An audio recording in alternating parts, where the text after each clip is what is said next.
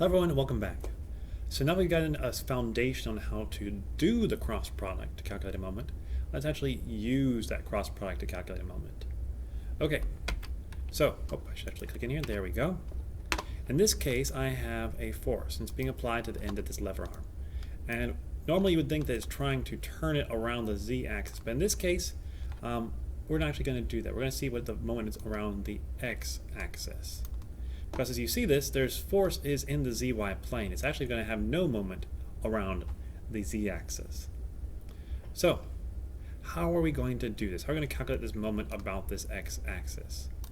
Well, we are first going to take the dot product of our unit vector for the x-axis with our moment vector. And we have to get the force in the Cartesian form, we need to get our unit vector, we need to get our position vector. And all three of these steps are very simple. And this step is not that hard at all. It's just when you have to string all of these together that you might have some issues. So practice. Make sure that you're walking through the examples. Make sure you're doing book problems to help you out. So let's go ahead and try this out. Now, blessedly, you see that we're given three angles. One to the x-axis, one to the z-axis, and one to the y-axis right here. Which means we get to use our direction cosines to calculate the unit vector for this force.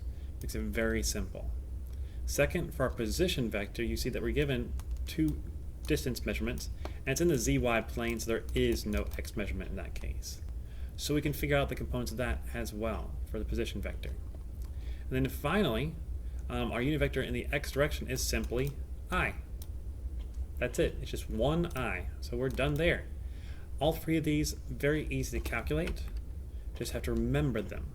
So first one, it's 1i. We just talked about that because it's along the x-axis. For this one right here, we have a j distance that's in the y direction and a z distance that's in the z direction. And from this, we have our direction cosines, and we multiply it by the magnitude in order to get our force vector. So we have everything we need. Now we just have to take that cross product. Be very careful because only these four components actually matter, because since the y and z component of our moment is not what we're looking for, none of the other cross products actually matter. None of the other little determinants matter. So we only have to do a determinant of these four values, which is just AD minus BC. We have that here, and you see that we'll get 17.4 Newton meters counterclockwise. Be very careful with your sign here.